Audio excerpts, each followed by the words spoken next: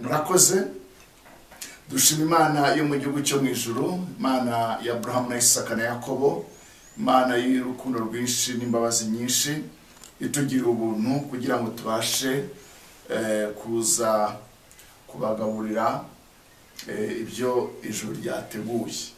Rero turabagabura ibya Kristo, uwo murimo nta wawiha ahubwo ni Imana ibutugabira. Turashimana yuko atuga murimo mwiza wo kwagura ubwami bwayo. Turabakemwe mwisero aho muri inshuti zacu n'abandi muzadukurikira, turabakiriye turabishimiye izina ry'Imana rihabwe icyubahiro. Turi ku musozi rero Getsemani, ivuze ngo ni ahantu ho gusengera, ni ahantu ho kuvugana n'Imana, ni ahantu tuba dufite rendezvous n'Imana. Rero ndabakiriye mwebwe mwese aho muri, ndavuze mu mpande zose z'isi, mu nguni zose aho mugiye muri, ndavuga uhereye muri Afrika, bene wacu b'i Burundi, abo tuvuga ururimi rumwe, ndetse n'abandi muri hirya no hino. Dushima Imana rero ko mudukurikira kandi turabakunda mu izina rya Yesu. Imana y'amahoro ishyirwe hejuru.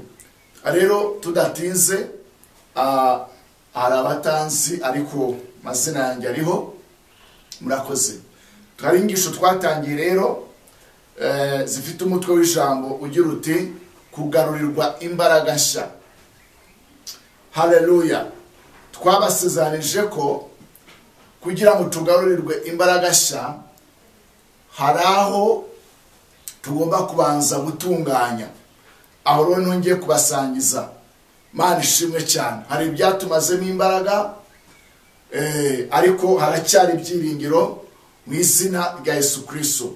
Turi mu gihe cyo kugarurirwa imbaraga nshya.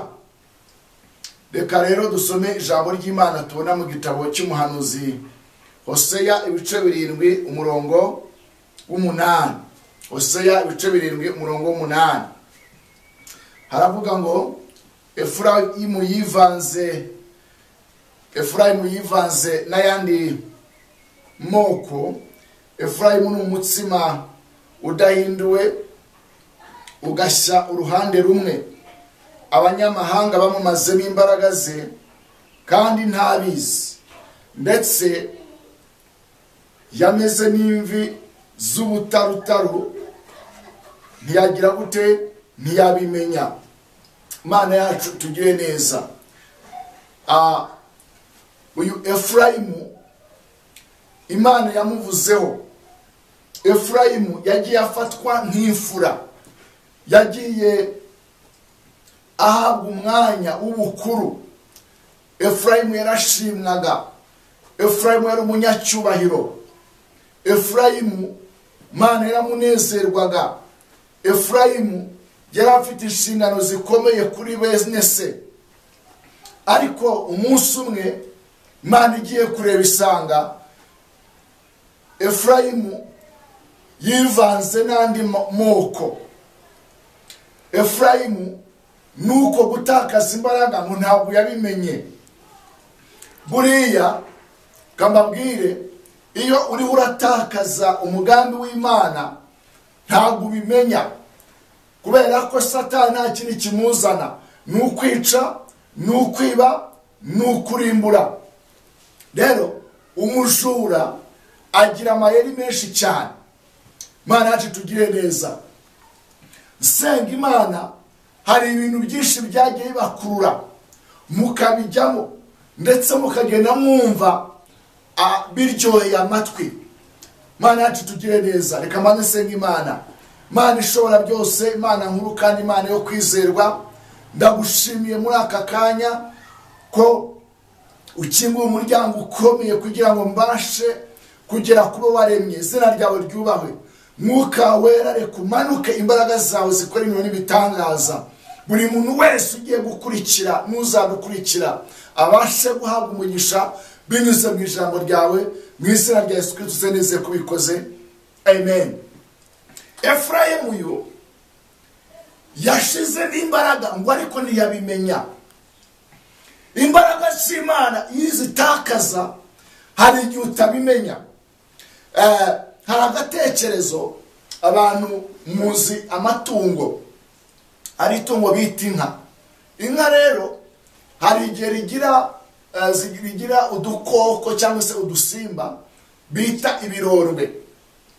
Rero inka barayibaze bayibagana n'urwo rurondwe rugifatiye ku ruhu, bakuraho uruhu, inyama barazivovora barazirya, ariko still ikirondwe gikomeza kuri rwa ruhu. Noneho kikaba kigira ngo kibayeho mu buzima nk'ubwa mbere, uruhu rurinda kuma, hanyuma n'ikirondwe kisanga cyatangiye kuma kuko kitagishoboye gukurura intungabuzima bwacyo kivanye muri bwa buzima bwa rya tungo. Uko niko Efurayimu yaragiye aguma mu bice amenyereye, mu bisanzwe, atazi ko yamaze gufatwa mpiri n'imikorere y'amoko yivanze. Imana ishimwe cyane. Hepfo yaho aravuga ngo Efurayimu, kugira ngo dusobanukirwe neza, haleluya, murongo wa 9, abanyamahanga bamazemo imbaraga ze kandi ntabizi, ndetse yameze n'imvi z'ubutarutaru ntiyabimenya.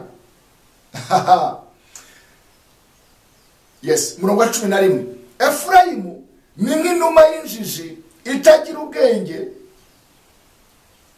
batakira Egiputa bagahungira muri Ashuri. Efurayimu noneho atangiye kwitwa cyangwa se kuba nk'inuma y'injiji. Mu nyumva, ubundi inuma barayirya. Ni ukuvuga ngo Yesu yigeze atubwira ngo tugire ubwenge nk'ubw'inzoka, twange amahugu tumere nk'inuma. Inuma uko kwanga amahugu ni ikigaragaza ko ari nyabwenge, kubera ko inuma igira abanzi benshi. Abazirya cyangwa baziriye ntayo ndarya bavuga ko inuma igira inyama iryoshye. Yego, ni ukuvuga rero kubw'uburyohe igendana igira abanzi benshi. Bisobanuye iki? Iyo uri umukiranutsi, iyo uri umwana w'Imana, ugira abanzi benshi. Bibiliya iravuga ngo mu bihe bya nyuma ngo tuzangwa n'amahanga menshi. Yego, itorero rizaca mu bihe bikomeye. Efurayimu rero uburyo bamukurura, bamukuruje uburiganya. Muri Bibiliya y'ubusobanuro bw'ijambo ry'Imana, iriya Bibiliya nini, iri jambo rivuga ngo Efurayimu ameze nk'inuma, yego, y'injiji. Mu busobanuro bwabo baravuga ngo Efurayimu yivanze na politike y'icyo gihe. Bisobanuye iki? Efurayimu kwivanga na politike niko busobanuro bwa Bibiliya y'ijambo ry'Imana ivuga. Mu bikurikire niba mukunda ijambo ry'Imana, yarivanze. Ibyo bintu rero, iyo mikorere y'isi ya politike y'isi byamumazemo imbaraga. Imana itugire neza. Ngo ameze nk'umutsima wahiye uruhande rumwe. Ikindi ngo yabaye umuntu wameze imvi z'ubutarutaru. Imvi z'ubutarutaru bisobanuye iki? Hari abantu bajya bagerageza kuvuga ku bijyanye n'imvi, simbitindaho kuko sicyo cyanzanye. Ngo iyo umeze imvi zitsitse ahantu hamwe, ndavuga mu ruhande imbere cyangwa n'ahandi hantu, ngo ni umugisha. Mu yandi magambo, iyo zije zigafata hamwe bikunze gusa nk'aho ari byiza. wagira ngo ni tentire y'umweru. Hari n'abagerageza gukrema amatentire ariko bashaka kurema imvi muri bo. Mu yandi magambo Bibiliya ivuga ngo imvi z'umusaza nibwo bwiza bwe, nubwo hari abasigaye bagira gute bazica bakazitera za kante, ndavuga ari amavuta, kugira ngo bitagaragara yuko bakuze. Ariko imvi nubwo bwiza bw'iki bw'umuntu ukuze. Efurayimu rero we yameze imvi z'ubutarutaro. Izo mvi Imana irazigaya. Mu yandi magambo yari ivanze. Ibyo bintu byo kwivanga byamumaze n'imbaraga. Kababwire, muri iyi minsi Satani afite uburiganya bwinshi, afite ubukoryo. Mana yacu tugire neza. Rimwe na rimwe imbaraga mwazitakarije muri uko kwivanga mu masosiyete atariyo, mu magurupe atari mu mwuka w'Imana, yego mu matsinda y'ibintu runaka, kandi bakagerageza gukora ibintu bisa nkaho ari byiza. Ariko Efurayimu cyagiye cyo gusenga agasanga gitakarije muri ya magurupe yari amoko bivuze iki? Amoko bivuze ngo ni umuco, ni igihugu. Ibyo bintu byose Efurayimu baraje babimushyiramo, aragenda amera nk'inuma y'injiji. Ndavuga ku mbaraga nshya. Mana ishimwe cyane.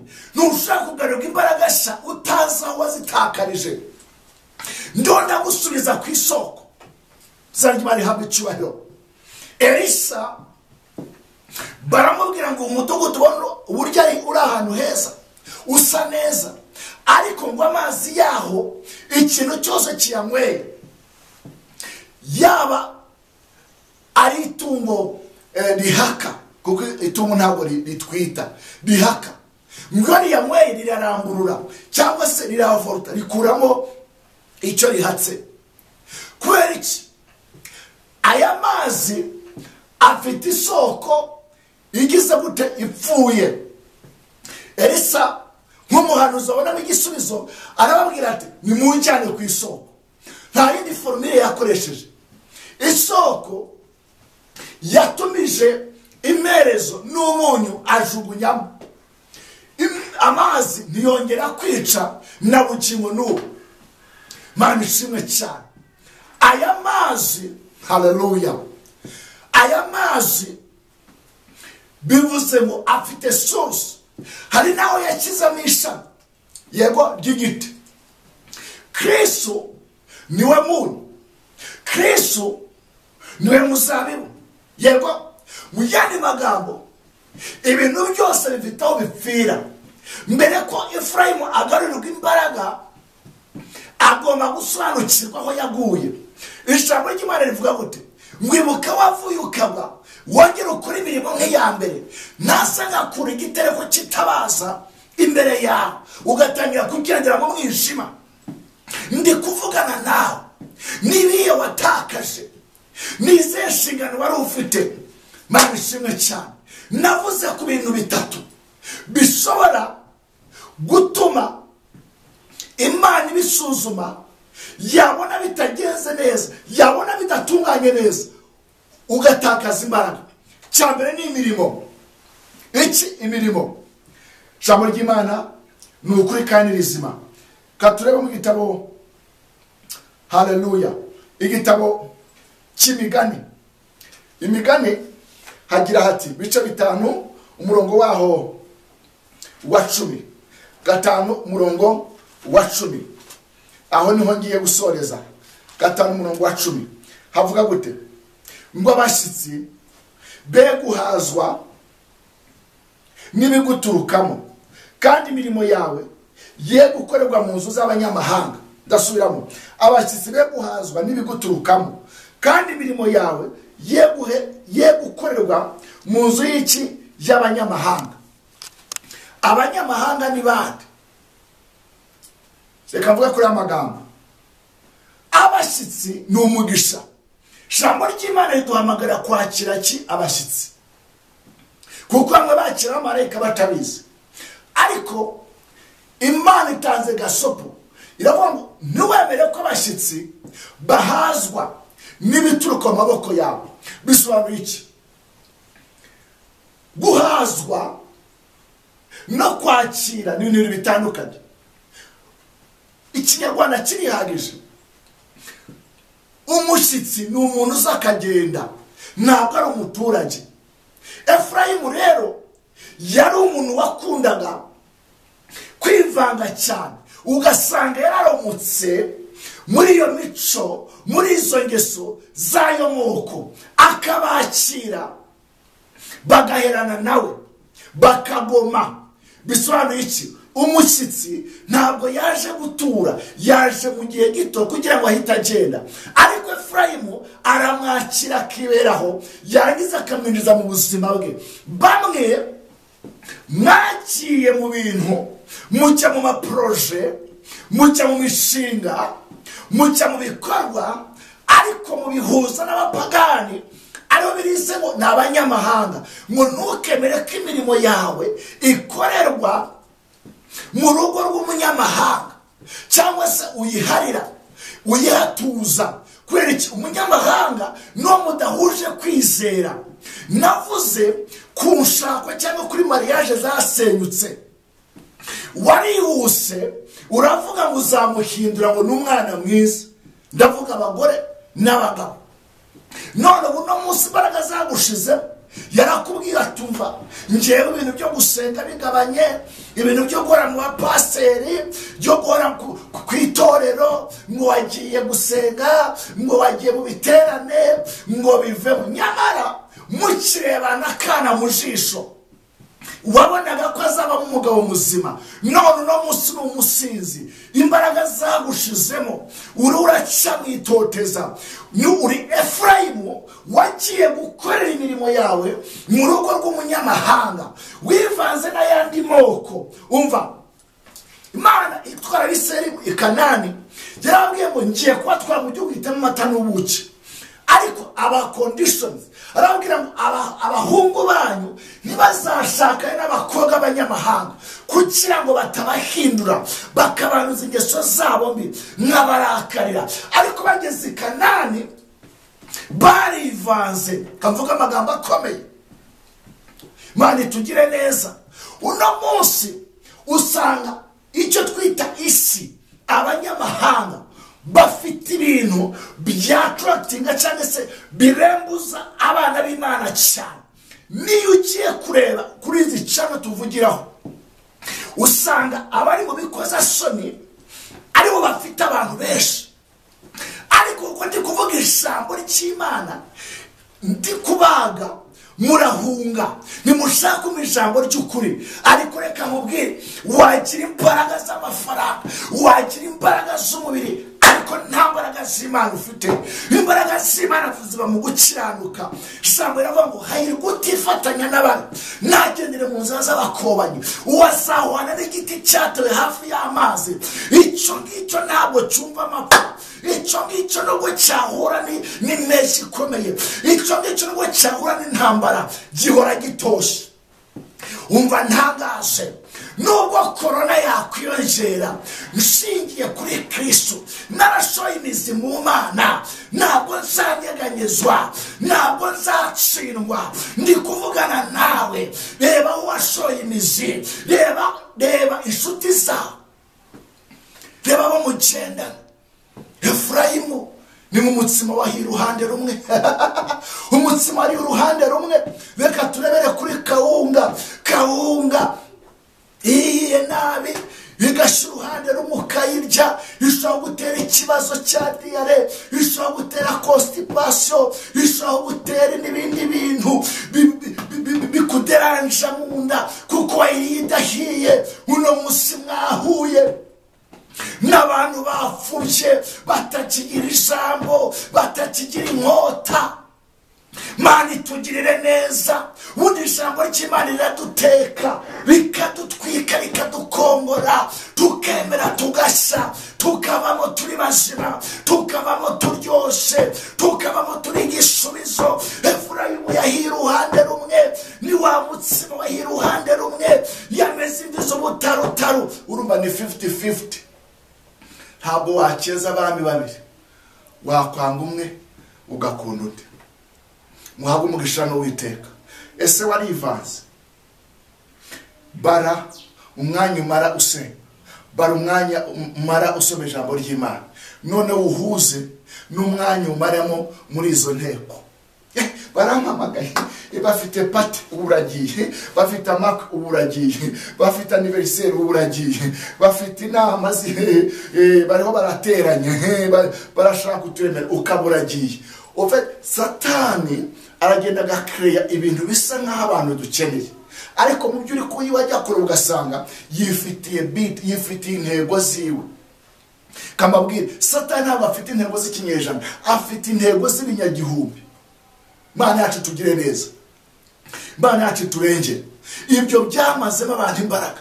Uno munsi ndi kuvugana nawe, uri muri Amerika, uri Canada, uri Australia, benshi mwagiye musenga, ariko mugezeyo mutangira kwivanga n'andi mahanga, mwambaraga nk'abakobwa b'i Rwanda, mwitwaraga neza, mwarabakristo beza, ariko mwaragiye mwiga imico y'andi moko. Uno munsi muri busy, uno munsi nta mwanya mufite, kubera iki? Niyo mico yari y'amoko. Igihe kirageze ko imbaraga watakaje wongera ukazigarurirwa. Uno munsi nta munezero ugifite, uno munsi nta mahoro ugifite, watakaje imbaraga. Izi mbaraga mvuga ni imbaraga z'Umwuka Wera. Izi mbaraga z'Umwuka Wera mu zindi ndimi bazita dynamis. Dynamis ni icyuma kidakenera izindi mbaraga, ahubwo cyo gitanga ubushobozi, gitanga imbaraga ku bindi byuma. Yego, mu Kigiriki bayita parakletos, ni imbaraga. Yego, Holy Spirit ni imbaraga z'indenga kamere. Izi mbaraga iyo zigeze ku murwayi wa kanseri ziramukiza. Ejo navuganaga n'ubu, sijamuvuga mu izina nanyemerera, nzamuvuga cyangwa ze gutanga testimony. Yarwaye kanseri yaramumazeho uruhu, imbaraga z'Imana ziramanuka ziramukiza. Ubu no munsi ari gutanga ubuhamya mu bazungu, ari kubereka document zivuga ko muganga yemeje ko kanseri yamushizemo. Uyu munsi n'umukozi w'Imana mu buryo butandukanye. Dufite abantu barenze umwe Imana yakije sida, nyamara abadokiteri tegeko mpuzamahanga ryarasibe riravuga ngo sida ntabwo ikira. Dufite imbaraga zibonekera muri Kristo. Izi mbaraga zirarindwa. Efurayimu yari igisubizo, kamubwira uri igisubizo, ariko garuka ku rufatiro, garuka Imana igushaka. Turi mu bihe byo gusenga, turi mu bihe byo kwegera Imana. Imana ishimwe, nitwiyamura imbaraga z'amoko zituzengurutse n'abanyamahanga, Imana irongera idusuke izindi mbaraga. Izi mbaraga zirongera zitugarurira ibyacu, izi mbaraga zirongera zitwiriza umugabane wacu mu izina rya Yesu. Waribwe, waranyazwe, dore wari ugiye kurimburwa, ariko ndashaka gusengana nawe mu izina rya Yesu. Hari aho wananiwe, hari aho wivanze, Imana ivuganye nawe. Reka dusengane Imana. Data, mu izina rya Yesu Kristo, ndasenze kugira ngo ikiganza cyawe mwa gihure n'uyu muntu washizemo imbaraga, washizemo ibyiringiro, utagifite amahoro, utagifite ejo hazaza. Ndamusengeye Mwami mu mutima wo kwihana no guca bugufi no gusura ku rufatiro. Urakoze Mwuka Wera kubyo ukoze, mu izina rya Kristo neze kubikoze. Amen. Turahari kugira ngo tubafashe kurushaho. Muhabwe umugisha n'Uwiteka. Mudukeneye adresse zacu zirahari. Murakoze. Amen. Shalom shalom.